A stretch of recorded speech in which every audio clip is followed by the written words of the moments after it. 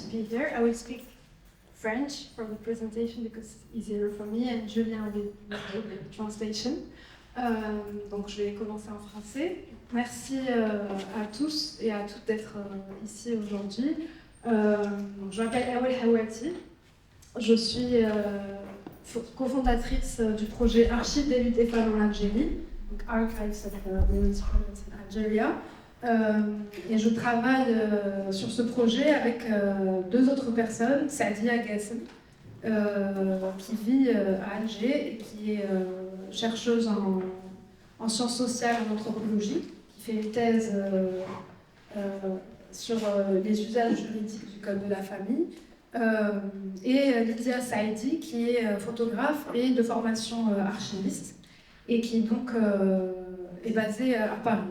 Moi-même, je suis aussi chercheuse en sciences sociales, en anthropologie, et je fais mes recherches. Je termine une thèse actuellement sur un autre sujet dont je vais parler aujourd'hui. Et toutes les trois, en fait, on mène ce projet depuis à peu près 4 ans, depuis 2019. En gros, pour vous présenter rapidement le projet, c'est avant tout un projet de recherche qui consiste à mettre en lumière une histoire qui n'est pas très connue, celle du mouvement des femmes algériennes dans l'Algérie contemporaine depuis 1962, on va dire, jusqu'à la fin des années 90, début des années 2000. Can you hear me? Mm-hmm. Okay. So, I will welcome you and thank you to be here. The project she's presenting today is the Archives des luttes des femmes en Algérie, so the struggles, archives of struggles of women in Algeria. This is a project she's been leading for 4 years together with Sadia Gassem and Lydia Saidi. Sadia Gassem is a PhD candidate in anthropology, and Lydia Saidi did archival studies of imaging as well, and Awen is also a PhD candidate. In social sciences. Je continue. Non, en fait, on est un collectif avant tout de chercheuses, même si on a été amené au cours des 2 dernières années, surtout l'année dernière, à être initié, si on veut, à une pratique artistique en participant à la Documenta l'année dernière. Mais c'est avant tout un projet de recherche. So it's first of all a research project they are doing, even though in the last 2 years, due to their participation to the Documenta, they have been introduced to the artist world. Il faut savoir que c'est un projet qu'on mène de manière totalement indépendante et autonome. Donc on n'est pas une institution ni une association, on est juste un collectif. Et voilà, je peux dire ça et puis je viens sur le contexte. Okay, so they emphasize that they are an independent and autonomous collective, and that they are autonomous and independent. Rapidement, pour vous parler du contexte en fait, dans lequel s'insère ce projet, je vais essayer d'un peu de retracer, si vous voulez, la généalogie de ce qu'on appelle dans ce projet les luttes des femmes en Algérie, pour savoir en fait de quoi on parle exactement. Donc ce qu'on désigne et ce qu'on entend par lutte des femmes en Algérie, c'est précisément l'ensemble des groupes, des collectifs, des associations, des mobilisations et des formes d'organisation politique qui ont été menées par des femmes algériennes dans le sens d'une lutte donc, pour leurs droits. Je pense. So to Là, tu peux suivre le pauvre, en fait. Hein. C'est-à-dire, je suis en train de suivre le pauvre. Désolé. Blanc. Je prends des yeux. Ah oui, ok. Apologies. So to give pardon, Non, mais en fait, je suis juste avec ça. je suis juste avec ça. Ouais. To give you a quick overview of the historical and political contexts we are referring to, I would like to reference the genealogy of these women's struggles in Algeria.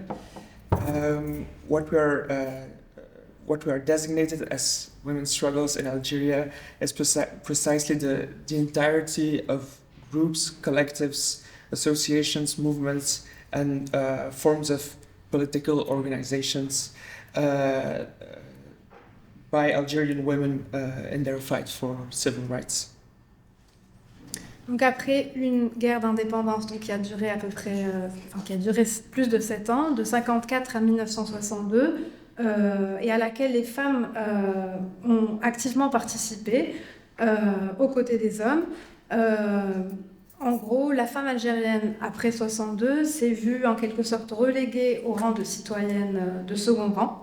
Donc son statut juridique dans la société, et en particulier dans la famille, a été ambigu, on va dire, depuis 1962, et passé sous silence par le régime algérien, le gouvernement ou l'État.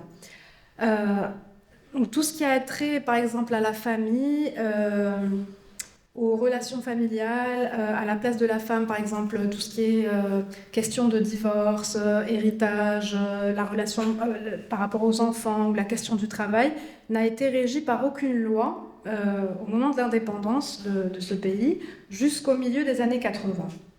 La première constitution du pays, en 63, par exemple, assure l'égalité des droits officiellement entre hommes et femmes, mais dans les faits, c'est pas ce qui s'est passé. Les femmes sont en quelque sorte, se retrouvent en quelque sorte à l'indépendance dans une forme de vide juridique, de vide législatif. So during the civil war in Algeria, women fought. Independence. Sorry. Apologies. During the War of Independence, women fought side by side with their male counterparts for independence. But after the war, they were kind of demoted to a rank of to the rank of secondary citizenship. Their place in society was quite ambiguous, and they were silently ignored by the government, especially things related to family, to the place of women in families.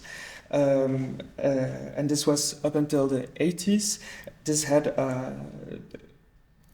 matters such as divorce, inheritance, parenting, and work. So the first constitution of Algeria had technically foreseen an equality between men and women, but unfortunately women were left in a legislative void. Donc en fait, c'est important d'avoir en tête que si on veut, le combat féminin et féministe algérien prend vraiment racine dans la guerre, pendant la guerre d'indépendance. Et on va comprendre pourquoi en fait un peu plus tard. Il prend vraiment racine en fait dans la lutte pour la libération du pays de la domination coloniale française, à laquelle les femmes donc ont participé avec les hommes. Et c'est à partir de ce combat que vont émerger les premières formes de lutte féminine et féministe en Algérie. Donc juste une précision, à partir de 1962, en Algérie, on est dans un régime politique du parti unique, donc c'est un pays socialiste. Le parti au pouvoir est le FLN, donc le parti historique, le Front de Libération Nationale. Et les seules organisations politiques qui existent donc de 62 à la fin des années 80 sont ce qu'on appelle à l'époque des organisations dites de masse, qui sont rattachées du coup au parti unique. Là, je vous ai mis une image de la première Manifestation organisée par l'Union nationale des femmes algériennes, l'UNFA, en 1965, qui à l'époque a donc un statut assez officiel et est rattaché au parti du FLN.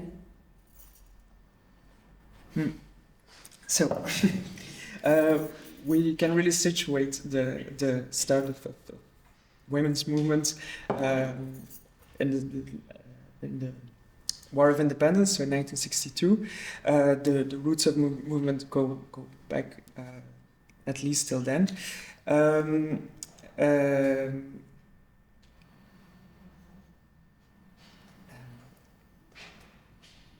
Okay, so we'll continue throughout the 60s and 80s. I want to make an important remark is that Algeria only had one political party for the first 27 years of its independence. It was a one-party system led by the FLN National Party, and the UNFA, as you can see in the image, was the women's organization that had a certain degree of recognition by the FLN National Party. Organisation de masse rattachée au parti. Okay, so the like mass organization, je pense que tu peux. Organization of the masses, yeah. Ouais. Yeah. Bon, je continue. Ok, so donc à partir de donc là je vous ai mis des images en fait de la manifestation du 8 mars 1965 qui a été reprise dans la presse algérienne des années 60 à l'époque, et les premières formes de mobilisation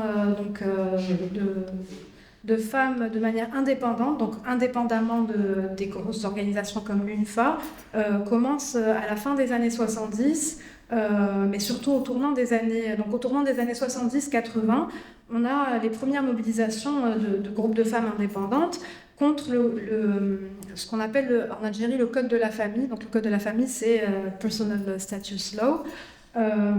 Et c'est à partir du début des années 80 que les premiers projets de loi du Code de la famille sont discutés à l'Assemblée nationale. Et c'est à partir de ce moment que des femmes commencent à se mobiliser, soit en tant que... donc c'est des groupes de femmes dans les milieux du travail, ou alors au niveau dans les universités, qui commencent à se réunir de manière indépendante, à se constituer en groupes de réflexion. Il y avait pas mal de groupes de réflexion sur les femmes algériennes. Là, je vous ai mis un document de 1978 d'un groupe qui est à la fois basé en Algérie et en France à l'époque. Les premières actions des actions contre le Code de la famille sont situées à partir du début des années 80. Par exemple, c'est là en fait que nous, en tant que collectif, on a trouvé les premières traces de comptes rendus, de réunions par exemple, des déclarations aussi, mais aussi les premières revues féministes et féminines. À l'époque, on n'utilisait pas forcément le mot féministe, mais voilà. Présence de femmes, par exemple, qui a été organisée par le groupe Hiwar à l'époque, et aussi d'autres formes d'organisation comme des ciné-clubs féminins, comme le groupe Ahlam à partir de 1985. So starting from the 70s and then later on in the 80s, there were new mobilizations of groups, women's groups that started, that were independent from the FLN, so from the National Party, and one of the important things they were working against was the personal status law. So for the first time in since the independence war, this law would affect the legal status of women, and women started self-organizing in universities, in certain professional branches, certain professional contexts, and also independently. And this is where this project starts to find the first traces of written evidence and of material that is then included in the archive. Les femmes qui ont participé à la guerre d'Algérie, donc ce qu'on appelle les moudjahidettes, participent activement à ces premières actions. En 81, par exemple, on a les premiers vraiment, non seulement, donc elles commencent à s'organiser en groupe au début des années, fin des années 70, début des années 80, et elles commencent aussi à vraiment à manifester, donc à organiser des rassemblements devant l'Assemblée nationale, et les anciennes Moudjahidettes en fait participent, rejoignent en fait ces luttes et sont présentes dès le début des années 80 avec aux côtés de ces femmes, de ces groupes de femmes organisés. So the Mujahideen were the women that fought in the War of Independence, and they joined this fight for civil rights for women, side by side with the groups that are starting to self-organize in the 80s. Un autre repère historique important, donc on a parlé du début des années 80, et à partir de 1989, il y a un changement politique en fait qui arrive en Algérie. Il y a une révolte en fait qui a lieu en octobre 88, qui en fait pousse, si vous voulez, le régime algérien à engager des réformes politiques. Et en 89, en fait, on passe du régime de parti unique à un régime pluraliste. Et c'est à ce moment-là, en fait, que la Constitution de 1989 autorise la création d'associations et de partis politiques autres que le FLN. Et c'est à ce moment-là qu'il y a vraiment une explosion, en fait, de création de partis et des associations dites, on les appelle à l'époque associations à caractère politique.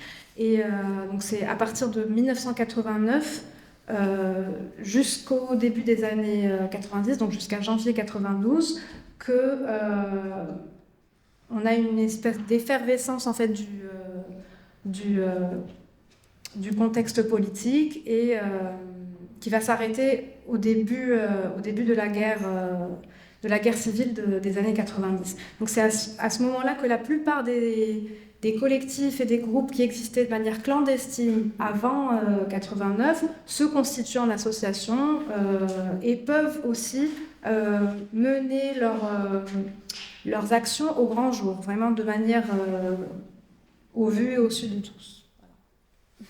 So in October of 1988, there are different uprisings there are uprisings in different cities in Algeria, and this puts into action a new constitution, or this is the basis on which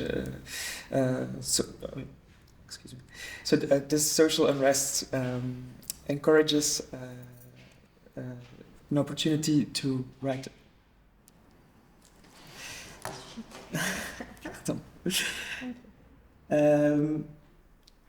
After the Algerian regime decided to adopt the first pluralist constitution in 1889, so that means that there are more parties than only the National Party that can have a political engagement. This marks the end of the one-party system and starts a democratic opening that would only last for 2 years, unfortunately, until the beginning of the Civil War in January of 92. During this time, there was kind of a democratic opening, and this allowed organizations that had remained quite clandestine before to really start operating out in the open and be active in the public eye. Et pour aller rapidement, je ne vais pas vous faire l'histoire de la guerre civile algérienne, mais en gros, ce qui se passe à partir de janvier 92, le parti celui qui gagne en fait les élections législatives de 91-92 est un parti islamiste. Donc le régime algérien décide d'interrompre en fait ce processus électoral et démocratique en janvier 92. Et ce qui se passe, c'est qu'après une ouverture, en fait, après une période qui a été intensément active et prolifique sur le plan politique et militant, et où il y a eu énormément de documents et d'actions organisées par tous les partis en général, et en particulier par le mouvement Femmes, qui a été particulièrement... qui a produit énormément en fait, de documents, beaucoup plus, je pense, que d'autres partis, parce qu'elles avaient intérêt en fait, à montrer, en fait, à visibiliser leur lutte. Donc à partir de 92, ce processus est interrompu brutalement, et on rentre dans une période de violence qui fait que le mouvement des femmes lui-même va commencer à se disloquer et à s'enliser en fait dans les années 90. Et c'est à ce moment-là aussi, dans les années 90, que la plupart des associations et des collectifs qui ont existé dans les années 70-80 commencent en fait à disparaître. Donc en fait, nous, en tant que projet, on a énormément de documents qui sont issus de cette période. Donc on a des documents qui vont des années 70 jusqu'aux premières années des années 90, donc jusqu'à à peu près jusqu'à 93. So, in 92, in 91 there was a general election that is won by the Islamic Party, and this starts. This is the beginning of the civil war in this case, and the majority of the material that this project has recovered for the archive is from this period of democratic opening, and there is so it's from this period. En fait, c'est la partie où je parle du mouvement qui se disloque. Yeah, so... Ouais, le mouvement qui se disloque et qui sont en fait à partir de la crise, des associations disparaissent. Tu suis le texte, normalement, tu vas... So the movements are dislocated, and in the early 90s, as the parentheses of openness comes to a stop. So La plupart des associations disparaissent. yeah, and so the majority of organizations disappear. Ok, bon voilà, c'était juste pour vous donner quelques repères chronologiques, pour situer un peu la matière à partir de laquelle on travaille. Cette histoire est très très très peu connue, et c'est justement parce qu'on sait très peu de choses, même nous en tant que membres de ce collectif, on a commencé à en apprendre plus sur ces luttes à partir du moment où on a commencé à collecter donc ces archives. Il n'y a pas beaucoup de ressources sur ce mouvement-là, en fait. Je vous ai mis juste le seul travaux qu'on connaît, le travaux de fond qui a été fait sur cette histoire et sur ce mouvement, est celui de Fariel Lalami, qui est sociologue et politologue, et qui a écrit sa thèse sur vraiment le mouvement qui a pris... qui est né à partir du début des années 80 et qui s'est du coup pas arrêté, mais qui s'est un petit peu dissolu au début des années 90. So there is very little material remaining about this period, because it was not very well documented. There is one exception of Fadel Lalami, sociologue et politologue. Of Fadel Lalami, who is Okay, so a sociologist. Fadel Lalami, it's a sociologist and a politologist. Politologist, and she wrote a book about this movement. Et les traces aussi matérielles de ces actions et de ces groupes sont aussi inconnues et inaccessibles. Personnellement, j'avais jamais lu ni eu accès à des documents de ce genre avant de découvrir en fait des documents que ma mère avait gardés de ces années de militantisme dans une association de femmes à laquelle elle a participé dans les années 80, début 90. Et en fait, c'est quand elle m'a montré ces documents en Algérie, chez nous, que j'ai découvert en fait cette histoire-là et que j'ai eu accès aux premières vraiment traces matérielles de cette histoire-là.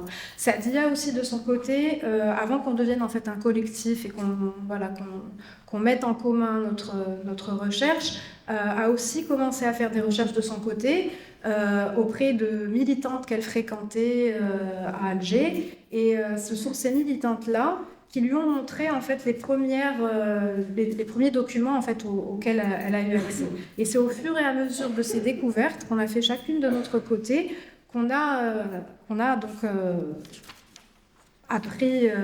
on a pris connaissance en fait de ce mouvement et je vais arrêter là et tu traduis. So Awed was introduced to this document, to this material via her mother, actually, who and what she had kept from her militant years, Saidia was on her part was introduced to it through militants, to her connection to militants, but this was actually the only way they found material was by personal connection with people who were there firsthand. Donc en 2019, en Algérie, en fait, le projet prend racine, en fait, se concrétise en tant que projet en 2019 dans le contexte du Hirak, ce qu'on a appelé le Hirak, qui est un soulèvement populaire qui a eu lieu donc, de février 2019 à février 2020. Et en fait, c'est dans le contexte du Hirak que nous, en tant que jeune génération, on a vraiment découvert toute une tradition de lutte. En fait, on allait manifester et marcher avec des milliers de personnes chaque vendredi. Et c'est dans le contexte de ces manifestations hebdomadaires qu'on a vraiment pris conscience en fait d'une tradition de lutte dont on sait encore très peu de choses. Et parce qu'en fait, dans les rues, il faut savoir que il y a beaucoup de choses en fait du passé en fait qui ont ressurgi dans le contexte des manifestations du Hirak. Il y a par exemple des slogans des années 80 ou même de la guerre d'indépendance qui ont été repris par les manifestants dans la rue. Il y a toute une panoplie de figures et de symboles qui ont ressurgi et qui étaient dessinés ou brandis dans les manifestations. Et donc c'est à la rencontre de ces personnes, en fait, parce qu'il y a des personnes qui n'avaient pas manifesté depuis les années 80-90, parce qu'il y a eu une longue période où en fait il ne s'est pas passé grand-chose sur le plan...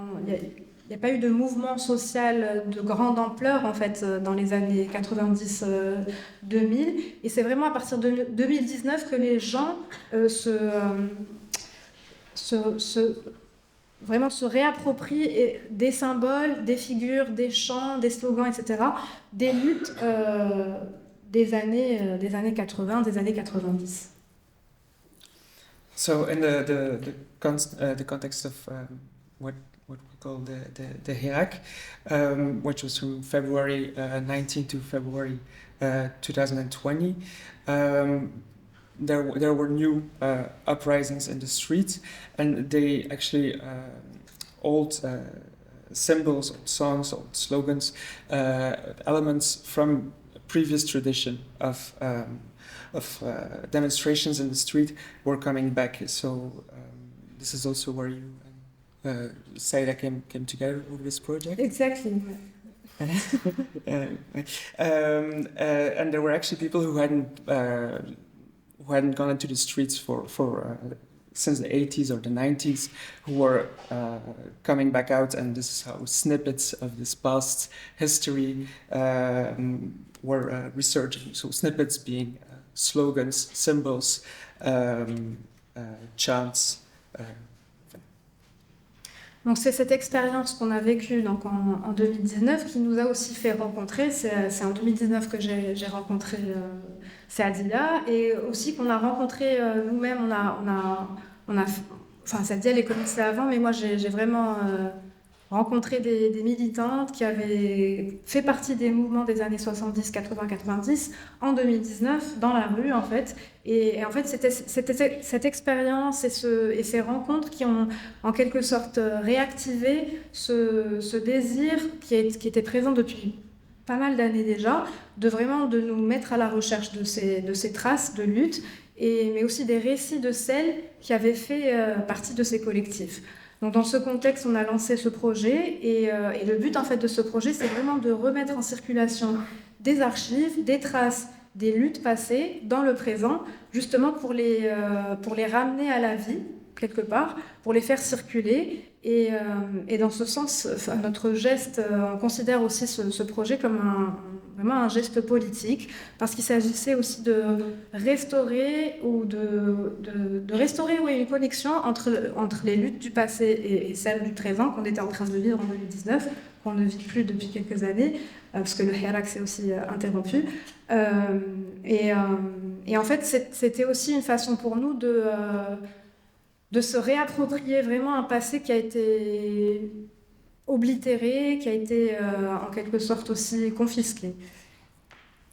So the Hirak was a moment, or an important moment to act upon this desire to rediscover this history of taking to the streets and self-organizing and organizing demonstrations, and the Hirak, which is now also terminated, which was also, and this gave the project a real starting point to really fulfill this desire to look for these materials. La connexion entre la vie du passé et la vie du présent. And so to reconnect. Se réapproprier.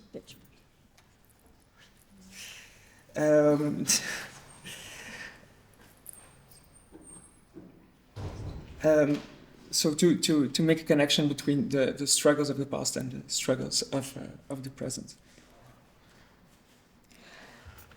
Et aussi se réapproprier, enfin, to reappropriate this past and really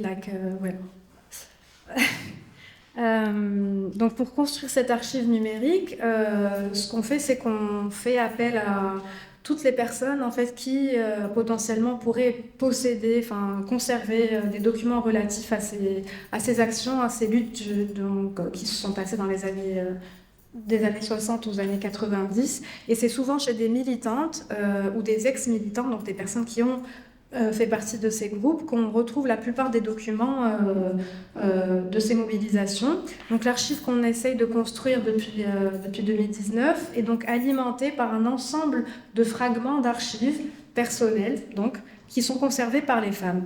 Donc ce qu'on fait, c'est qu'on fait un travail de repérage, on essaye de repérer qui sont les personnes en fait qui pourraient conserver ce genre de documents à travers nos propres réseaux, les militantes qu'on connaît, ou voilà, on brasse en fait, on essaye de faire passer le mot. Et quand on nous dit que voilà, il y a quelqu'un qui a gardé des documents de ces luttes-là, ce qu'on fait, c'est qu'on va chez les personnes, parce que la plupart des archives donc, sont conservées dans les domiciles en fait, chez les gens, et on se rend chez ces femmes. On consulte ce qu'elles ont à nous montrer et on fait en fait un travail de numérisation. Donc on ne collecte pas les traces matérielles, enfin la matière en elle-même reste chez ces femmes qui les conservent depuis des années et qui les ont conservées depuis plus de 30 ans. Parce que voilà, on n'est pas là pour leur prendre ce qu'elles ont gardé pendant toutes ces années. Donc on fait une numérisation, soit on se rend donc chez les personnes avec notre matériel et on fait le travail sur place quand c'est possible. Et quand elles sont dans la même ville, par exemple à Alger, on peut aussi, les femmes nous font confiance et elles nous prêtent en fait ces documents. On les emmène chez nous, on fait le travail de numérisation et on leur rend le matériel. So to construct the archive, we call upon individuals, women who possess documents relating to the actions and movement, collectives, and associations of women. Documents are often provided by militants or ex-militants, so our archives are mostly fed by fragments of personal archives kept by these women. Through our networks and contacts, we restore this archive, and we go to the homes of the people who have kept these materials, so we can consult and make an inventory of the materials as well as digitize them. In some cases, when they are in the same city as those individuals, the owners of the material, these women will trust them to lend out their material, but it's not the idea to collect physical material. It's material that has been digitalized and is being collected that way. Et on a décidé en fait de se focaliser sur la collecte de documents avant tout écrits et imprimés, donc tout un tas de matériaux, enfin de matériel donc comme des déclarations, des comptes rendus de réunion, des appels, des tracts aussi, des affiches comme ces deux affiches du 8 mars 90 qui a été fait par la Coordination nationale des associations de femmes. Donc des revues, des fascicules, des journaux, enfin voilà, toute une panoplie de matériaux. À ce jour, on a retrouvé à peu près 300 documents chez à peu près une quinzaine de femmes qui nous ont donné accès à leurs documents, ainsi que quelques photographies et un film que je vous montrerai un peu plus tard, qu'une des militantes nous a confié. On a décidé de ne pas vraiment, pour l'instant, collecter de matériel photographique parce que ça pose des questions encore plus complexes de droits d'auteur auxquels on n'a pas envie de se confronter pour l'instant. Et puis la majorité des documents en fait, qu'on a retrouvés sont des documents de ce genre, donc des tracts, tout ce que je dis. So, they decided to focus on written and printed materials such as statements from associations, reports from meetings, calls, leaflets, posters, publications, journals, materials concerning the sensibilization to women's rights, stickers, so all kind of written and printed material. They have gathered around 300 documents for now, and they don't, mostly written material, photographic material is not really being collected or added to the archive at this point, because there is a question of authorship that they are still developing and trying to figure out how to deal with the authorship of these images. Et la majorité des documents qu'on a retrouvés sont issus de la période dont je vous parlais tout à l'heure, donc de la fin des années 80 au début des années 90, et on a vraiment une concentration de documents vraiment entre 89 et 92, et très peu de choses après et très peu de choses avant aussi. So they see a main focus. So the materials come from the period that you've been talking about, so 70s, 80s, 90s, but they see a very clear concentration of materials in this period from 89 to 92, which was the period in which there was this political opening. Et la majorité des documents qu'on a retrouvés et numérisés jusqu'ici ont connu en fait à l'origine une circulation et une vie sociale, si on veut, publique. C'est-à-dire que la majorité des documents étaient distribués ou vendus au public, par exemple lors des manifestations ou à l'occasion d'événements culturels, comme par exemple, là je vous ai mis des images en fait du gala. Je pense que c'est le seul vraiment gala, enfin genre rassemblement dans une salle de cinéma qui a été organisé le 8 mars 90 à Alger, dans une salle qui s'appelle l'Afrique. Et dans des événements comme celui-ci, les femmes donc distribuaient des fascicules qui étaient faits spécialement pour cette date ou vendaient aussi des affiches. Par exemple, ces 2 affiches que je vous ai mis. Les 2 affiches ont été réalisées donc, pour le 8 mars 90 et pour ces affiches, elles ont fait appel en fait, à des artistes, Baya et Mesli, qui sont 2 artistes peintres, qui ont autorisé ces associations à reproduire leurs œuvres pour la fabrication de ces affiches. Et ces affiches ont été vendues avant l'événement du 8 mars 90 pour, par exemple, financer l'événement. Et notamment, une des militantes m'a raconté qu'elles avaient vendu ces affiches pour acheter un mégaphone pour la manifestation du 8 mars 90. Donc, c'est des documents qui circulaient à l'époque et qui étaient publics. So the majority of the documents in the archive are documents that that initially had a public purpose. So they were dispersed or sold publicly or handed out in the context of demonstration, cultural events, and one of the important cultural events was the gala that you saw on the picture on the dia. And the 2 posters that were on screen were posters that were that had been made for the International Women's Day, the 8th of March in 1990, and that had been sold as to raise funds for the gala, as well as a part of the funds also went to the purchase of a megaphone during the march. For the march. Et on a retrouvé aussi des documents qui sont internes en fait aux associations, très peu de documents, mais par exemple des règlements intérieurs des associations, des statuts d'associations, des comptes rendus aussi internes aux associations qui n'entrent pas vraiment dans cette catégorie, qui circulaient pas publiquement, mais qui appartenaient donc aux associations. Et en fait, ce qui est à la disparition en fait de la plupart des associations.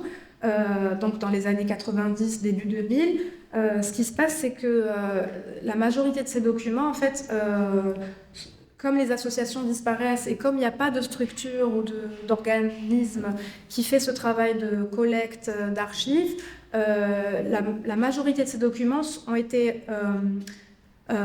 recueillis ou récoltés par les femmes, en fait, par des individus. Donc en fait, ces archives qui avaient une vie publique à un moment donné dans l'histoire,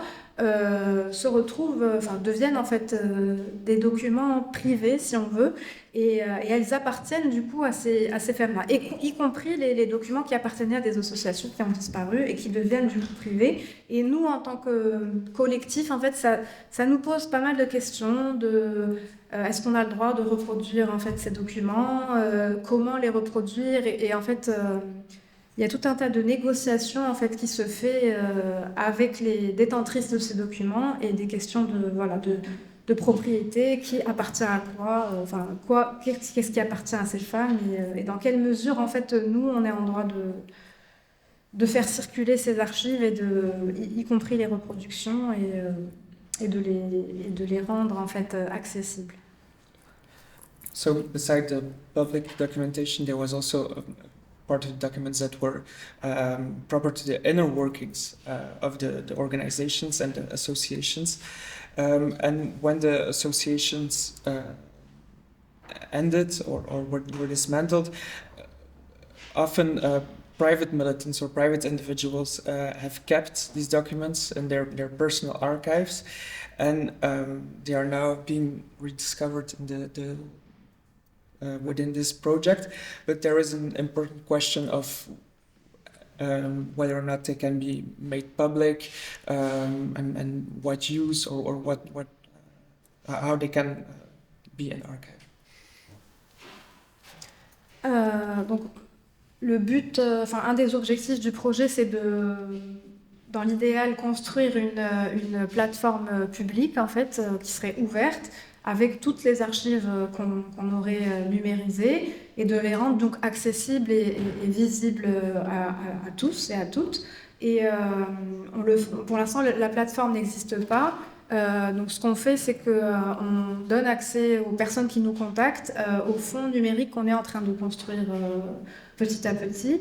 Et le but, c'est vraiment que les personnes, que ce soit des chercheurs, des artistes ou tout le monde, en fait, vraiment se réapproprient ces documents, juste prennent connaissance, en fait, de ce qui s'est fait, parce que personne n'a jamais eu accès à ces documents. Ils ont été dormants, si on veut, pendant des années, pendant plus de 30 ans. Et l'idée, c'est vraiment de les remettre en circulation et qu'elles soient vraiment accessibles et lisibles.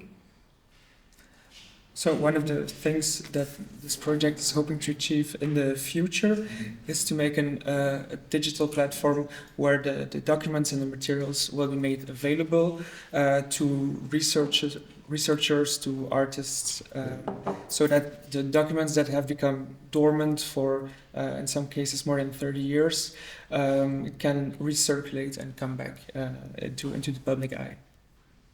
Donc pour l'instant, ce qu'on fait, c'est qu'on a une espèce de blog sur lequel on a mis à disposition déjà quelques archives. Mais le but, voilà, c'est de faire une plateforme numérique. Et depuis 2 ans, en fait, des institutions en fait, du monde de l'art nous ont contactés. Et c'est à partir du moment où, par exemple, le FRAC d'Orléans en France nous a contactés pour une exposition en 2021 et ensuite la Documenta en 2022. C'est à partir de ce moment-là qu'on a commencé à penser à d'autres manières de faire circuler et de transmettre en fait, cette histoire-là et ces archives en fait, qu'on retrouve autrement que par juste une plateforme. Donc on a fait l'expérience de ça à la Documenta l'année dernière. On a essayé de traduire, si on veut, le projet d'archives en espace, ce qui était assez nouveau pour nous. So what they have now before the eventual platform that will be realized is the blog that was shown earlier, in which parts of the archive become public. But since in the last 2 years, the art world has shown interest towards the project, most notably in the participation to the Documenta, but also an invitation to be part of the show in the FRAC d'Orléans. Et donc, rapidement, en fait, à la Documenta, ce qu'on a essayé de faire, on a été déjà considéré comme un collectif d'artistes, ce qui n'était pas vraiment, enfin, ce qui n'est pas le cas en fait. Donc, on a dû déjà négocier avec cette institution pour essayer de leur faire comprendre qu'on n'était pas un collectif d'artistes. Ça a posé pas mal de problèmes, je veux dire, juste sur le plan des compétences qu'on n'avait pas forcément pour traduire ce projet en espace. Et petit à petit, en fait, avec l'équipe de la Documenta, on a essayé donc de construire un espace qui avait pour but à la fois de rendre compte du matériel en fait qu'on a collecté pendant toutes ces années et de la diversité du matériel qu'on a collecté. Donc on a voulu montrer à la fois des reproductions, des archives qu'on a numérisées, mais aussi, on a en fait à la dernière minute, en 2022, on a eu accès aussi à un film du 8 mars 90. On n'avait jamais eu en fait jusqu'ici accès à des films en fait de ce mouvement et de ces mobilisations, et aussi à des photographies. Donc on a essayé de construire en fait un récit autour de 3 formes de matériaux, si vous voulez, donc filmique, photographique et des documents. So, while participating at the Documenta, first question was that this is not an artistic collective.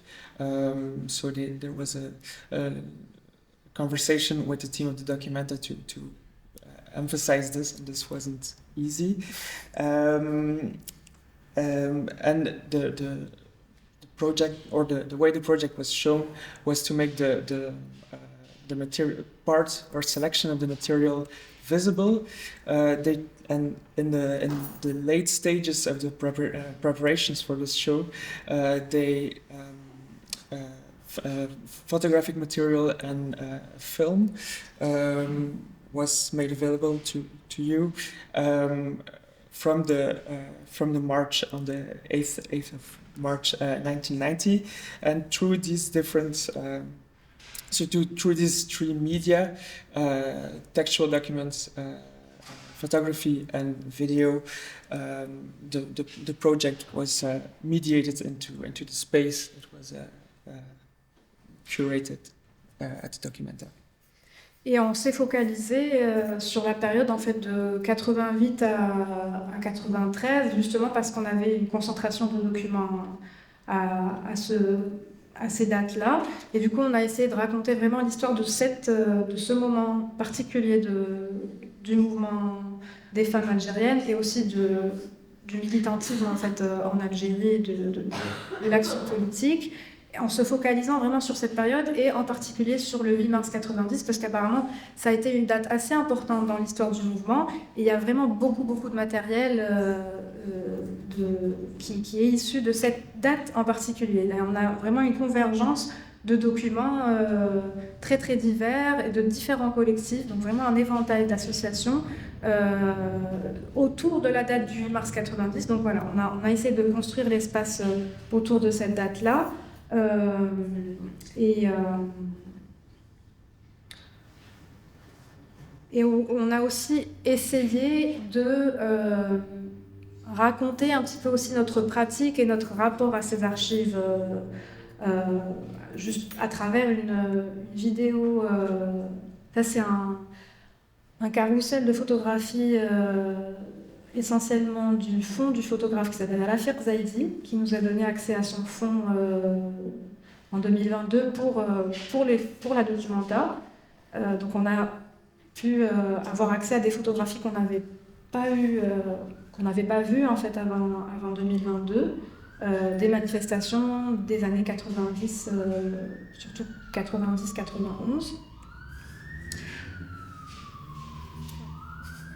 So for the Documenta, they decided to focus on the period of 88 to 93. So this period about which they had a lot of material, and more particularly on this 8th of March 1990, where really a lot of material was made, and they were able to use also the photography of Nasser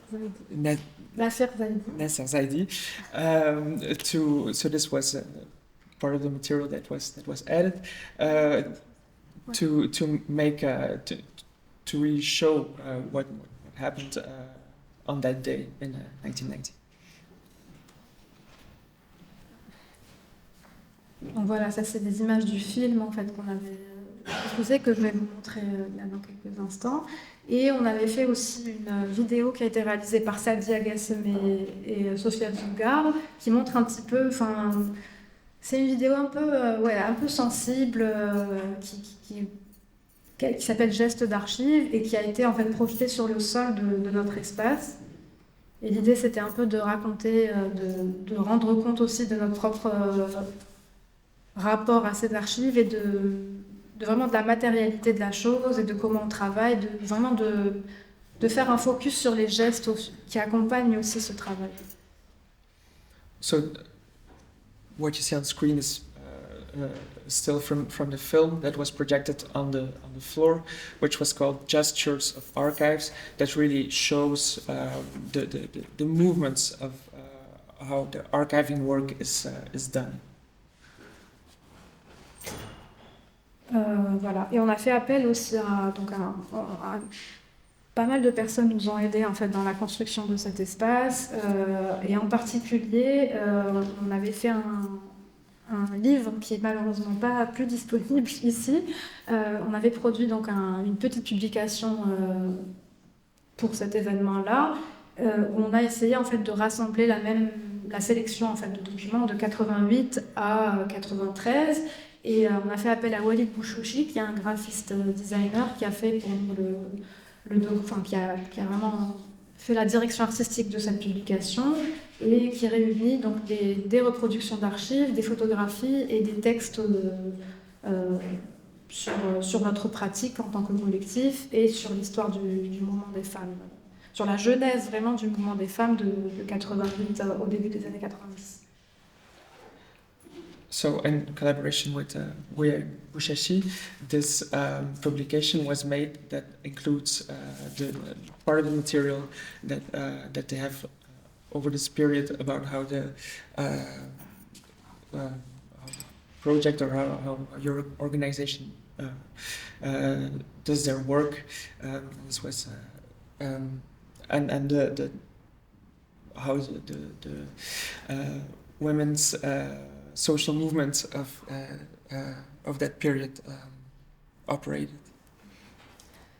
Voilà, ben, je pense que c'est bon. Je voulais pas rentrer dans l'histoire. En fait, on a eu aussi un petit souci à la Documenta en juillet-août. On a été attaqué très très violemment par un ensemble de médias allemands et de lobbies qui, dans le contexte de ce qui s'est passé à la Documenta, nous avaient attaqué à cause de ce document-là que vous voyez à l'image, de 1988, qui a été fait par un collectif qui s'appelle Hewat, qui a créé une revue, donc Présence de femmes, au début des années 80.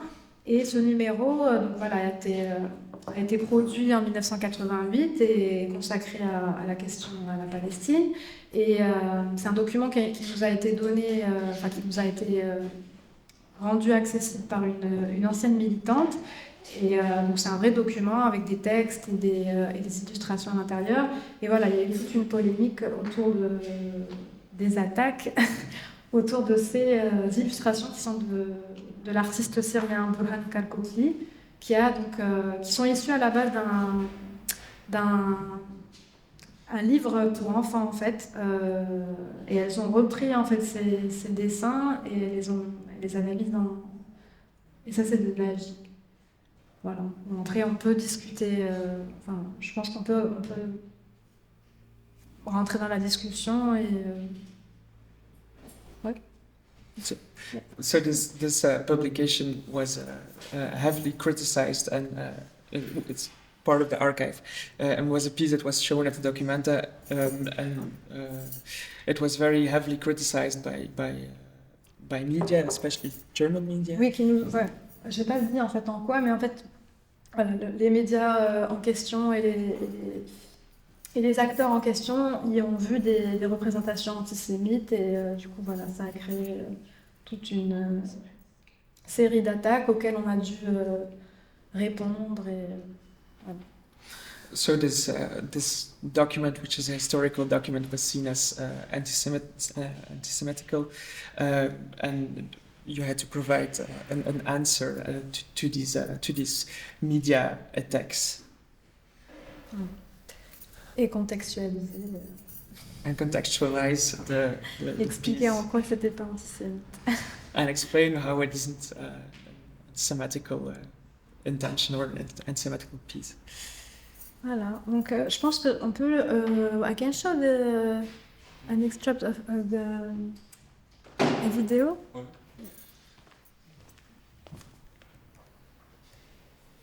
Ouais. Attends. Il y Ah, a des sous-titres, je crois, mais il faut peut-être activer les sous-titres. Je sais pas si c'est été activé. Ouais. Ah oui. So this is 15 minutes. Ah, ouais. 15 minutes edit from VHS version that we found. The images are by Catherine Tessier, and the document was provided by Caroline Bracbella-Perrier. So I will show you just maybe 5-10 minutes of the movie. Comment je fais le play? Genre. C'est bon? Je crois. Il y a des sous. Ah, mais c'est bon, en plus.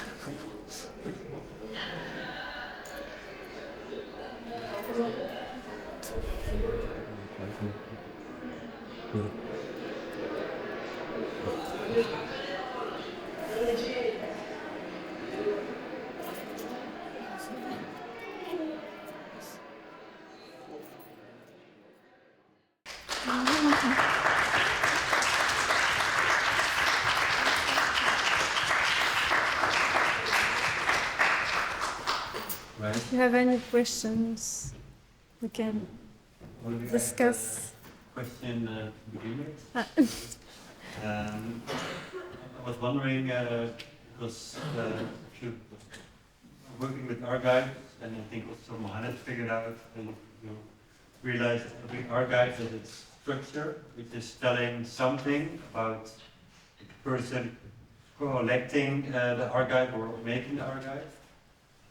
Besides the bigger story, so also here, because we work with a lot of private archives, I'm wondering in what way you treat these different archives as separate things, and what's the structure of your archive? I don't know if you know what I mean. J'ai pas bien compris. Je didn't. So, Not really. in what way, if you collect a private archive, there is the archive itself is already saying something about the person who collected the archive because of the structure of the archive. And I'm wondering if you put all these archives together, like what is your structure? Well, I will answer in English. I think I can do it. For the moment, when we collect, for example, in each woman's house, we. Non, j'arrive pas. Je vais dire en français. En fait, ce qu'on fait pour le moment, c'est qu'on va donc chez chaque femme, on fait la numérisation et pour l'instant, on classe ces documents donc numérisés dans des dossiers qui sont affiliés à chaque femme. C'est-à-dire qu'on a par exemple un dossier soumis à Salhi, on a un dossier Lamia Chouakri, on a des dossiers avec les noms des femmes. Donc on garde en fait cette archive personnelle comme elle est. Après, dans un second temps, on aura d'autres manières de classifier, mais on garde une trace en fait de l'archive comme elle a été en fait conservée par ces femmes. Après, c'est pas forcément des archives. En fait, j'en ai pas trop parlé parce que le travail vraiment de collecte d'archives, moi, je le fais pas tellement. C'est Sadia qui fait ça à Alger, beaucoup. Et en fait, on avait par exemple des pratiques qu'on essaye de remettre en question. Par exemple, moi, je l'aurais pas fait comme ça, mais par exemple, Sadia, quand elle va récupérer des archives chez quelqu'un, au début, en fait, elle avait tendance à classer en fait les archives que la femme lui donnait en fait. Et en fait, on s'est rendu compte qu'il fallait pas forcément faire ça pour justement ne pas perturber l'ordre dans lequel la femme avait gardé ses documents. Donc, ce qu'on essaie de faire, c'est garder une trace visuelle et prendre des notes en fait de comment les documents étaient disposés. Ça peut être, il y a des femmes qui classent en fait vraiment les documents dans des classeurs et c'est vraiment bien organisé. Et il y a des femmes qui vraiment les gardent en vrac et que ça soit ça ou une autre. Enfin, on essaye de garder un maximum en fait de traces de cette forme dans laquelle l'archive nous est donnée dès le départ et ouais. So for each home, for each person, for each woman, they visit and they go into their archive. They have a separate file or dossier in which everything proper to that person is kept. And then in the first practice of documenting this, Sadia, her colleague, would archive classify different documents, but this is something they have reflected upon and have critiqued, because some women will keep the documents very neatly classified, maybe chronologically or oui, chronologiquement ou par association et d'autres vraiment la plupart du temps c'est en vrac en fait. C'est vraiment dans des cartons, c'est mélangé avec d'autres documents qui appartiennent à d'autres parties, qui n'ont rien à voir avec le mouvement femme et du coup on essaye de garder en fait une trace. On prend des notes en fait de comment l'archive nous est donnée dès le début, mais c'est vrai qu'on y intervient quand même. Enfin, je veux dire, Sadia classe en fait les archives de ces femmes et les numérise. D'accord. So so certain archives are classified, but others are really kept in bulk, can be mixed in with different documentation that also comes from other places. And then D'autres organisations. other organizations, other parties.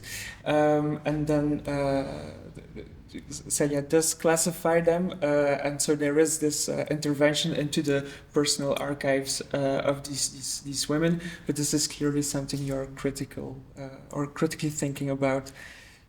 Ouais, en fait, d'un point de vue de chercheuse, moi j'aurais tendance à être critique par rapport à ça, mais d'un point de vue, par exemple, les femmes en fait nous demandent des fois en fait de classer en fait leurs documents. Donc en fait, il y a forcément une intervention, c'est-à-dire que on n'est pas déjà des archivistes en fait professionnels. Donc forcément, on va pas agir avec cette archive de la même manière que quelqu'un qui a été formé dans ça. Donc cette intervention, même si on peut être critique, enfin moi je peux être critique vis-à-vis du fait qu'on intervienne vraiment qu'on bouscule un petit peu cette archive personnelle, mais du point de vue des relations qu'on a avec ces femmes et de ce qu'elles attendent de nous, etc. Enfin c'est pas forcément, il y a des intérêts en fait divergents, enfin des visions divergentes en fait sur ce qu'on fait avec ces archives. Je sais pas si... So there is an intervention by going to these archives and by interacting with them. Some women will ask you to classify the documents, but as you say, you don't see yourself as a strictly archivist. Maybe in the most scientific sense of the word, because there's also this element of the relationship and the agreement, I guess, you have with those women. I don't know if it answers your question a bit. Yeah. I have a question. So, what do you think about the art world inviting your practice into this artistic sphere? Salut. Non. Ah oui. En fait, c'est un peu... Moi, je considère que c'est une opportunité, en fait, pour traduire autrement un projet et visibiliser, en fait, ce projet et ces archives d'une manière un peu moins rigide que sur une plateforme numérique. Ça va exister et c'est tout aussi utile, mais je pense que pour transmettre en fait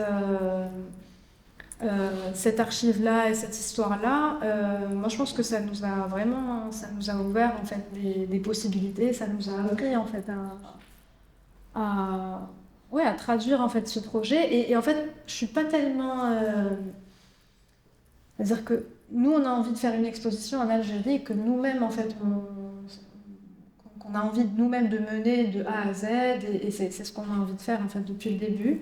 Après le fait que ça soit des institutions genre comme la Documenta et tout ça pose pas mal de problèmes mais je veux dire pour moi c'était une expérience en fait, c'était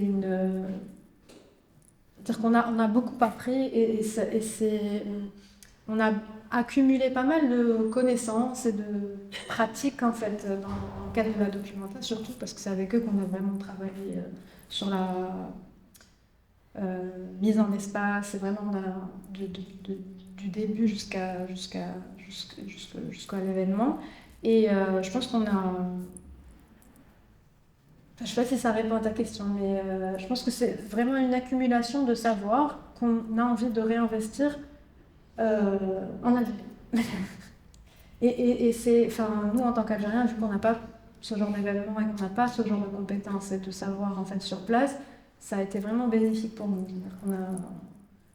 Et puis ça a fait, en dehors du projet, ça a fait travailler beaucoup de gens. Ça c'est important.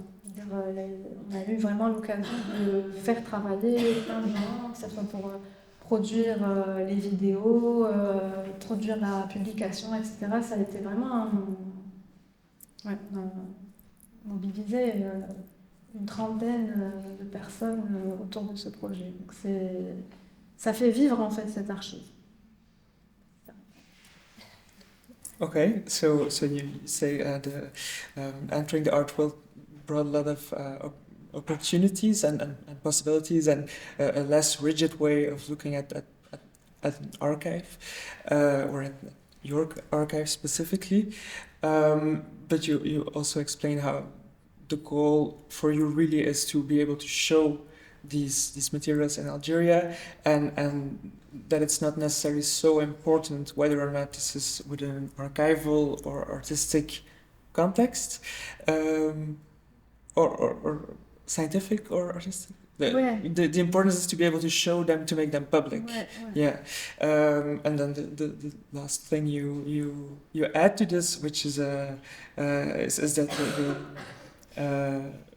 being able to show the project created work for people to be able to contribute. Il y a vraiment une circulation des savoirs, en fait, des compétences. On a appris, en fait, on a absorbé, en fait, des savoirs et des compétences et qu'on a envie de reproduire ou, tu vois, réinvestir en Algérie. So you absorbed a lot of knowledge and competence out of how it's done, how productions are being done, how translations are being done. Any questions? Mohamed. Thank you, Noel, for the presentation. Maybe I will just take it a bit. I would like to hear your notes, reflections about being a collective, looking at a collective, or looking at an archival collective practice.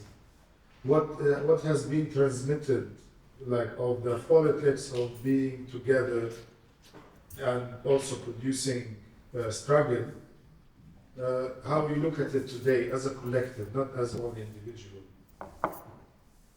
How we look at the collective practice, how you as a collective look at the collective practice by looking at the collective. You get what I mean? Like there is a kind of a dichotomy here or a kind of a dilemma that collective looking at a collective and then at the same time the collective is practicing upon what has been happened for a reason today. We come together for a reason at the end of the day. And of course, I come as well working from collectives, and sometimes as a collective, I feel trapped in certain practices that these collectives in the 70s or the 80s we've been producing, and it reflects on our way of looking at today. So I wanted to see how that operated somehow, especially connecting with the Hirak in 2019, 2018, because it seems like searching for this kind of archives is also a result of a political movement as well, and a political desire to understand or look for other possibilities in collectiveness. If it's, I mean, can sound much simpler, I'm sorry. Sorry? Yeah. It cannot sound like this. Yeah. Non, bon, je parle en français. Non, t'as raison en fait de dire que c'est pas par hasard en fait que ce projet s'est concrétisé en fait dans un moment intensément et collectif et très fort en fait, un moment collectif qu'on a tous vécu et qui a aussi, on n'est pas les seuls en fait à avoir démarré un projet en 2019. Il y a pas mal d'initiatives en fait qui sont nées en 2019, que ce soit des collectifs d'artistes ou là des collectifs pas d'archives, mais il y a eu pas mal de choses en fait qui ont émergé de la période du Hirak, parce que c'est vraiment un moment, en dehors du projet, hein. Je veux dire, le Hirak, c'était vraiment un moment où on s'est rencontrés, je sais pas comment dire, on s'est on s'est rencontrés en tant que peuple, en tant que collectif, en tant qu'individu aussi. On a fait la rencontre de nous-mêmes, si tu veux. Et vraiment, c'est comme ça qu'on l'a ressenti tous, en fait. Et on s'est rencontrés aussi entre nous. C'est-à-dire que c'est pendant... Moi, je suis née en Algérie, j'ai vécu en Algérie. J'ai jamais vécu un moment aussi collectif et aussi intense que 2019. Et on a... En fait, on a...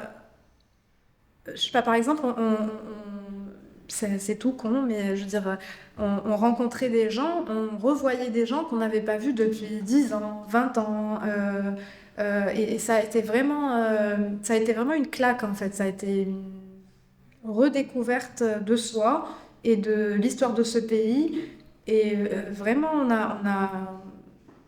Bon, je vais m'arrêter là, tu traduis, et puis je continuerai. You're right to say that Hirak was. It's not a coincidence that this project found so much fuel in the Hirak, because this was a moment of coming together, of encounter with the history of. For Algerian people, with the history of their people, also an encounter with yourself, with yourselves plural. You describe it as a slap in the face, really, or something that hits you. And this is not the only collective project that came out of it. It was a catalyzer for many collective projects and in different fields, arts. Et en fait, j'ai pas donné l'exemple, j'en ai pas parlé tout à l'heure, mais en fait, il faut savoir qu'en dehors donc il y a eu des slogans, il y a eu vraiment des choses qui ont ressurgi des années 80-90, par exemple. On empruntait en tant que manifestants les mêmes itinéraires, les mêmes trajets dans la rue que les manifestations des années 80-90. On réempruntait et les gens qui avaient vécu en fait les manifestations des années 80-90 disaient on passe par les mêmes endroits, en fait, on passe par le tunnel de la faculté, on emprunte en fait les mêmes trajets et c'était assez... Il y a des choses aussi qui vraiment n'avaient pas du tout ressurgi dans l'espace public de cette manière-là avant 2019. Par exemple, autour des années... Donc les femmes, pour parler de la question du mouvement des femmes, donc le mouvement des femmes s'est disloqué à partir du début des années 90, la plupart des associations arrêtent d'activer publiquement, à cause des attentats, etc., et des assassinats ciblés et tout, elles ne peuvent plus en fait mener des actions de manière publique, et aussi parce que l'état d'urgence a fait que tout a été figé à ce moment-là. En 2019, Sadia a fait... Parce qu'elle, en fait, j'ai pas précisé, mais Sadia est vraiment militante dans une association qui s'appelle le Réseau Wassila à Alger. Et Sadia a fait partie de réunions, en fait, en 2019, organisées par des femmes. Il y avait pas mal d'anciennes militantes des années 80-90 avec elle en 2019. Et elles ont réessayé d'organiser la coordination vraiment de réorganiser la coordination nationale des femmes des années 80-90. Et elles se sont réunies et elles ont voulu rédiger une plateforme en 2019 pour les mêmes revendications que les années 80-90. C'est vraiment la même chose par rapport au code de la famille, la place des femmes, etc. Et elles se sont inspirées du document de 1989 pour rédiger la plateforme de 2019. Donc il y a vraiment il y a quelque chose qui a été transmis en souterrain en fait, sans que avant que nous-mêmes on lance ce projet, il y a eu en fait il y a une mémoire en fait. Il y a vraiment une mémoire qui est vraiment inscrite en les personnes qui ont fait partie de ces mouvements, qui a ressurgi en 2019. So there was a true resurgence of this what I don't know of a memory of the movement that had been stopped in the early mid-90s. So there was really these elements that were coming back. For example, some of the walks or the demonstrations that people were doing in the streets during the Hirak were the same trajectories in the city as in cities as the ones that happened late 80s, early 90s. And you also say that Sadia works together, is really involved in militantism, and also works with people that were militants back then and that are militants to this day. And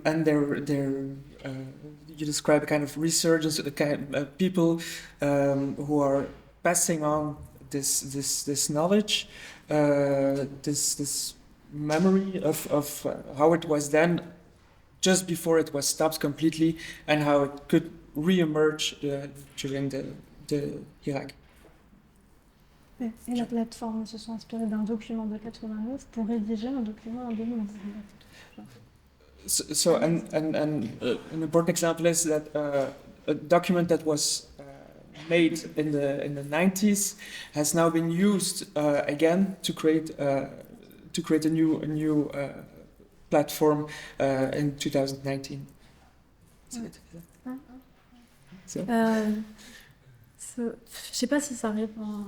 I don't know if it answers to your question, but that's what I meant, like how the histories, connects and say, like there's always an instigation moment which brings out all of the search for these archives, but maybe also just a continuation about, because you say this archive comes and being used, are we also talking aesthetically, like design, font, colors? you mean now? Yeah. No, because most of the il n'y a pas de production en fait imprimée où il y a tout. En fait, par exemple, les actions donc étaient menées dans la rue, donc il y avait des banderoles, il y avait des chants, etc. Ça passait beaucoup par l'oralité, les slogans. Mais il n'y a pas de revue, il n'y a pas de traces en fait matérielles. Tout passe sur Internet, sur les réseaux sociaux maintenant. Par exemple, quand des collectifs font une déclaration, ils vont poster ça sur Facebook, mais il n'y a plus de production. Il n'y a plus de production écrite comme c'était le cas dans les années 80-90. Ça s'est perdu. Et il faut savoir que Sadia Gassim a lancé en fait avec Maya Walbadi une revue qui s'appelle La Place. Et c'est justement la découverte des revues des années 70, 80, surtout présence de femmes, parce que c'est à partir de 80 qu'on a vraiment les premières revues féministes, féminines. Et Sadia et Maya se sont inspirées, en fait. C'est la découverte de ces revues qui les a poussées à vouloir créer elles disent la première... Enfin, les gens disent c'est la première revue féministe algérienne, mais c'est pas la première, en fait. C'est la première depuis des années. Donc, elles reprennent, en fait, cette tradition des revues féminines des années 80 et elles essayent de... Donc, c'est une revue annuelle qui vient de commencer l'année dernière. Mais c'est rare, en fait. C'est vraiment la seule revue... mais là, il n'y a plus cette production, en fait. Et c'est vrai que j'en ai pas parlé, mais il y avait... c'est vrai qu'à l'époque, il y avait un réel effort. Et je pense que c'était spécifique au mouvement des femmes, parce que j'ai pas retrouvé... il y avait une production écrite dans d'autres groupes et d'autres partis de gauche, par exemple. Il y avait une production, mais les femmes, elles ont énormément produit. Parce que je pense qu'elles avaient intérêt justement à visibiliser cette question-là. Et du coup, elles ont vraiment fait un effort sur le plan esthétique, en faisant appel à des caricaturistes, des dessinateurs, des peintres. Et elles ont énormément produit sur le plan écrit et visuel. C'est un peu lourd. T'inquiète. So the written and printed aspects and the aesthetics of these printed leaflets and posters and banners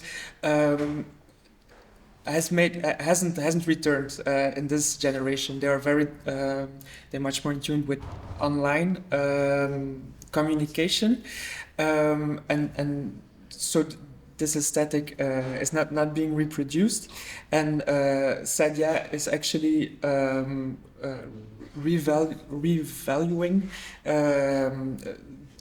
this graphic design and these texts and these writings that were particularly well developed in the women's movement, that had a rich development of written, printed materials, graphic material, supported by painters, cartoonists, artists, and she's now again making a publication, review, I wouldn't call it a magazine, but review? Yeah, okay. A journal, yes, of these pieces, and it's being named the first feminist magazine of Algeria, but you're actually correcting this and saying it's the first feminist review or journal since a long time. Yeah. Voilà. Oui. Je crois que je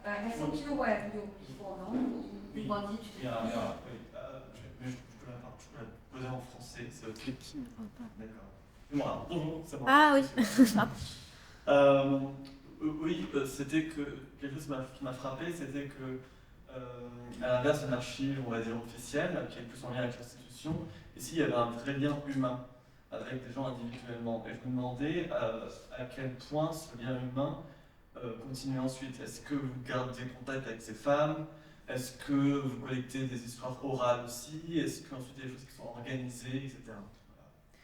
Oui, en fait, la plupart vu que toutes les deux, en fait, on a des liens avec ce mouvement, moi, de par des personnes de mon entourage comme ma mère, en fait, qui était militante et qui, du coup, connaît, en fait, a tout un carnet d'adresses, si tu veux, de personnes qui ont milité avec elle dans les années 80-90. Donc, à travers elle, déjà, j'ai pas mal de contacts que je connais, en fait, auprès desquels j'ai grandi, si tu veux. Donc, il y a un vrai lien de confiance, en fait, un vrai rapport de confiance qui s'est instauré depuis des années avec ces femmes-là.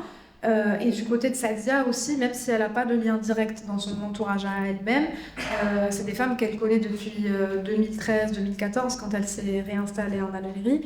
Et du coup, il y a vraiment une relation sur le long terme avant ce projet qui existe en fait avec, pas toutes, mais beaucoup de ces femmes-là. Et du coup, à partir du moment où on a commencé ce projet-là, il n'y a pas eu de... En fait, ça s'est fait un peu naturellement, si tu veux. C'est-à-dire que... surtout que ce n'est pas une histoire qui a été explorée. Il n'y a personne, en fait, qui s'est intéressé à cette histoire, à part Falih Lalani, donc, qui a écrit parce qu'elle aussi, elle était militante, donc elle a fait sa thèse sur ce mouvement-là. Mais comme il n'y a personne qui s'est intéressé à elle, du coup, le fait que nous, on vienne et qu'on cherche à voir, en fait, ce qu'elles ont produit à cette époque-là, ça leur fait plaisir, en fait. Et du coup... donc il y a vraiment, c'est vrai qu'il y a des liens en fait qui existaient avant ce projet, qui continuent aujourd'hui et qui nous permettent d'avoir accès à ces archives. Et puis ça passe du bouche à oreille, c'est-à-dire que c'est des personnes qui nous disent « Ah tiens, j'ai une copine qui pourrait avoir des documents ». Et en fait, on passe vraiment par des réseaux d'anciennes camarades et c'est comme ça qu'on trouve en fait les documents et qu'on voyage en fait à travers le réseau qui n'existe plus parce que c'est un réseau qui a explosé en fait à un moment donné. Dans les années 90, l'activité de ces associations s'est arrêtée. Et puis il y a beaucoup de gens qui sont partis pendant les années 90 qui ont émigré en France ou au Canada et du coup il y a beaucoup de choses en fait qui se sont perdues comme ça et qu'elles-mêmes elles ont perdu contact avec les anciennes camarades, mais on arrive à retrouver petit à petit, on reconstitue si tu veux un arbre généalogique de ces luttes-là à travers nos contacts en boule de neige, quoi. Je sais pas si ça répond à ta question. Mais du coup, voilà, il y a vraiment un lien de confiance et c'est pour ça que les questions de droit, etc., c'est vrai qu'on peut être confronté à ces questions, surtout quand il s'agit de documents qui appartiennent à des associations. On a eu quelques critiques en fait de certaines militantes, mais en général, ça se passe plutôt bien. Je veux dire que comme il y a ce lien de confiance, on arrive à... Enfin, et elles comprennent en plus la démarche, c'est-à-dire elles comprennent qu'on n'est pas là pour s'approprier et partir avec les archives, mais vraiment dans une démarche de partage et de circulation de ces documents et de cette histoire-là. Voilà. So you asked how the human connection was maintained within this archive, so to the individuals and their personal stories or their personal archives, you actually tell us that the connections, the relations of trust actually predate the archival project. So you actually have the network of in part of your mother, but also the people that you got to know, but also the militant network that Sadia is developing. Furthermore, you are excavating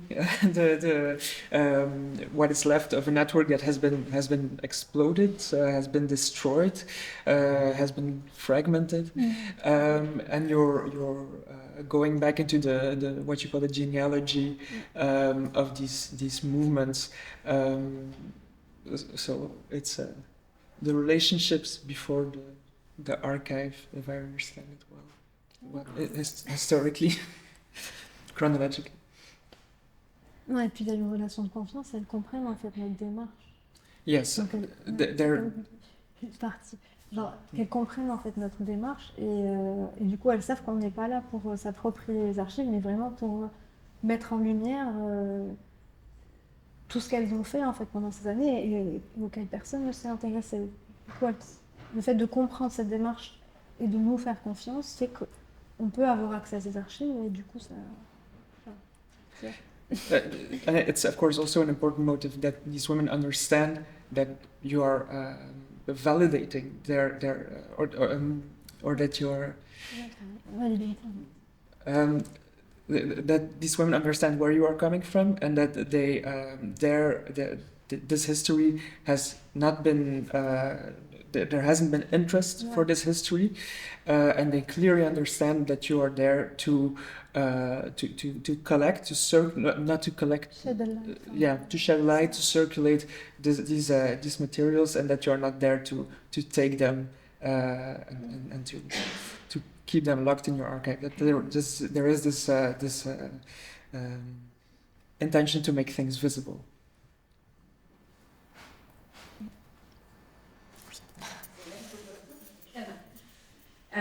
Thank you so much. Ah, mais je vais parler en français. C'est notre langue commune. It's easy, the question in English. Okay, c'est bon, je peux le faire en anglais, la question? Oui. Okay, so thank you so much. I mean, the video you showed here, you shared with us, is so precious. I mean, talking about the history of public occupation of the street, or history of demonstrating in Algeria or Algiers, is quite gendered, masculine. So it's the first time for me. I mean, I watched this.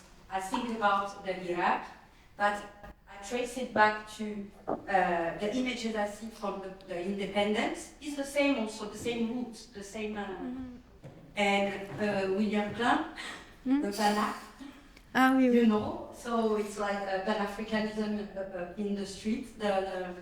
It's not demonstration, but it's a representation, performance. And then there were the late 80s, the demonstration of peaceful walking, occupation of public space. And so I was missing this archive. It's so precious. So I really thank you for this and for sharing it with us. And and because I know that you also specialize in iconography and study of photography in the 90s, and now you had access to an iconographic archive as well, as visual archive, and we spoke very little about the content, except that, of course, you said we go in 2019 and we want to bring back this manifesto from the 80s, nothing has changed. And maybe some of you here, le Code de la Famille I don't know if you know what it is, le Code de la Famille, and it is le nerf de la guerre. Hein? So, in Congo, colonial Congo, there were Code de la Famille, so it's also something that is related to Belgium too. So, yes, I would like to know a bit through your study or your analysis of the images. What can you say about the content and related to your or Sadia, who's still a militant, and how it relates to, in terms of images or imaginaries, how it is related to you today? Je suis pas sûre d'avoir compris en fait, en termes de contenu. Parler du contenu et en parlant Contenu des images. Le contenu, voilà, le contenu de l'archive, parce qu'on parle que de la qualité de documents. I mean, we're talking about there are struggles that are still alive. We're still fighting Oui, for oui, oui, the so in Algeria or here, so it's not far. But I'd like to know a bit about how much you learned through, because I know you studied your analysis and photography in the 90s. And within this knowledge you have, how did you approach the visual archive, l'aspect photographique, iconographique de tout cet archive? Qu'est-ce que tu pourrais dire? Qu'est-ce que ça dit de ces luttes? Qu'est-ce que ça nous dit, vu que toi tu travailles sur... Après, moi, je travaille sur quelque chose de complètement différent. Oui, aussi la photographie, c'est pas juste du contenu, ça dit beaucoup de choses, de leur champ, Oui. Plein de choses. En fait, ouais, moi, j'étudie surtout les pratiques des photographes eux-mêmes, plus que le contenu des images. En fait, je travaille beaucoup plus sur les récits des personnes que sur les images en elles-mêmes. Mais par rapport à ce projet des archives d'élite des femmes, sincèrement, ce que ça nous dit, c'est que c'est vraiment d'actualité. C'est-à-dire que c'est des choses qui sont vraiment d'actualité. C'est-à-dire c'est comme si c'était... Je ne veux pas dire que rien n'a évolué, parce qu'il y a énormément de choses qui ont évolué. Sadia pourrait en parler plus que moi, parce qu'elle travaille sur vraiment les usages du Code de la famille et comment toutes les négociations qui se font autour, etc. Mais c'est vrai que quand tu lis les déclarations, les textes des collectifs féministes aujourd'hui, ça fait vraiment écho à ce qu'elle disait en fait à l'époque. Après, en termes de contenu visuel, sincèrement, je saurais pas. Enfin, comme ça. Bon, pas normal. Ouais. Ouais, j'ai pas forcément. Quel genre sinon? Est-ce que tu pourrais nous dire quel genre de photographe? Parce que nous, on en a vu certaines ici. Qu'est-ce qui a été pris en photo? Qu'est-ce que. La nature. En fait, voilà, ce que je pourrais dire, moi, de ce que j'ai vu, en fait, mais après, je sais pas si ça va répondre à ta question. Moi, ce que j'ai remarqué à partir dans le contexte de mon travail, en fait, de thèse, c'est que donc, l'ouverture, en fait, qui s'est déroulée à partir de 89, donc à partir du moment où ils ont ouvert politiquement et soi-disant démocratiquement, et que les gens ont commencé justement à investir la rue de manière beaucoup plus libre, ils avaient beaucoup plus de marge de manœuvre pour occuper les rues. Il y a eu énormément de... Enfin, ça ne veut pas dire qu'on a trouvé beaucoup d'images, mais en tout cas, il y a pas mal d'images en fait, qui documentent ce moment-là, parce que c'était justement exceptionnel. Cette présence des corps dans la rue entre 89 et jusqu'à 92 était exceptionnelle dans l'histoire de l'Algérie indépendante. Il y a eu des marches dans les années, comme la grosse marche du mars 65, mais sinon il n'y a pas eu en fait. Et c'était pas les seuls à occuper l'espace. Par exemple, les marches les plus impressionnantes étaient organisées par le FIS, par les islamistes. Et les islamistes ont des marches vraiment colossales en fait, où ils empruntent en fait les mêmes rues. Et c'est un moment assez particulier. Et moi, de ce que j'ai remarqué, je ne sais pas si tu vois à un moment donné, tu vois Nasser Mtqan, le photographe, et en fait, tu vois plein de photographes en fait, de la génération de Mtqan des années 80-70 qui étaient très, très, très présents dans la rue. Et à partir de 92, ce qui se passe, c'est que il y a l'état d'urgence, et du coup, les corps ne peuvent plus en fait occuper l'espace comme ils le faisaient au cours des deux années qui ont précédé l'interruption du processus. Et du coup, même les photographes arrêtent en fait de faire des images. Ça ne veut pas dire qu'ils arrêtent complètement, mais il n'y a plus en fait cette possibilité de faire des images dans l'espace public. Et quand tu discutes avec les photographes qui ont essayé de continuer à être photographes de presse dans les années 90, ils te disent non, mais à partir de 92, on n'a plus en fait cette liberté de faire des images comme on le faisait en 89, 90, 91. Et du coup, les seules images qui continuent à exister sont des images qui documentent vraiment les violences, les attentats, toutes les atrocités en fait qui ont eu lieu à ce moment-là. Mais il y a vraiment une interruption de la production, pas une interruption, mais une interruption de cette production dans l'espace public en tout cas. Et il n'y a pas domestique, enfin il n'y a pas une partie de l'archive qui, une fois qu'il y a une interruption de photographie en extérieur, donc les photographes prennent des photos. Ça continue, si. Il y a après à l'intérieur quelque chose qui devient plus domestique ou pas? Ça, je sais pas. En termes d'image. Bah dans ce projet, non, on a trouvé. C'est le seul film qu'on a trouvé. Hein. D'ailleurs. En termes d'image photographique. Oui, non, photo, franchement, on n'a pas trouvé.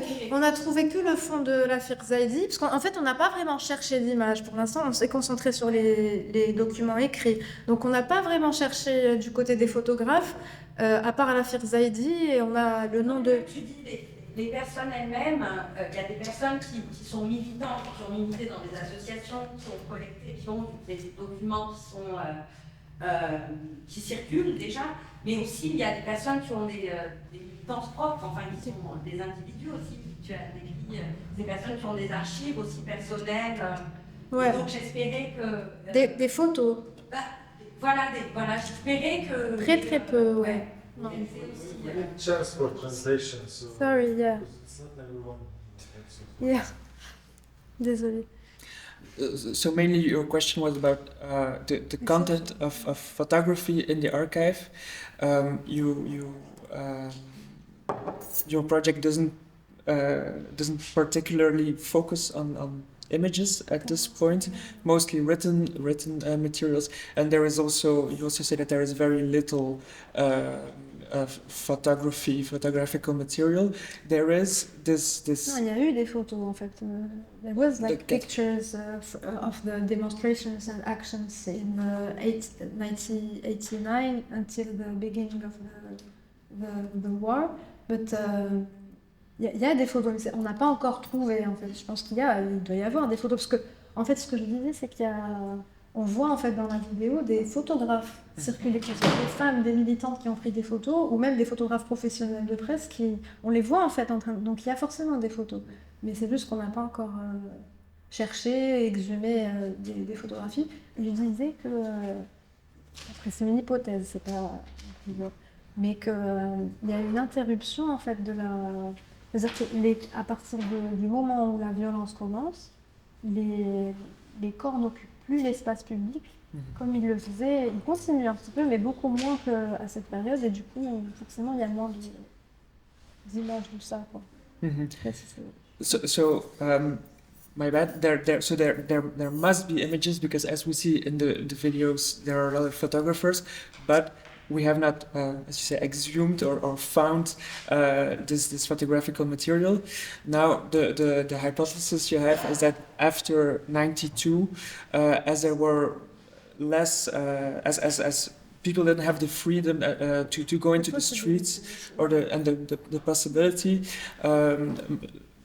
Much more photos from after that are from acts of violence, actually, and these images of people occupying the streets, these mass movements are diminished, because this was something that especially happened in this period from 88 to 92. Okay, I think we leave it here. Well, thank you very much. Thank you. And please put your hands together for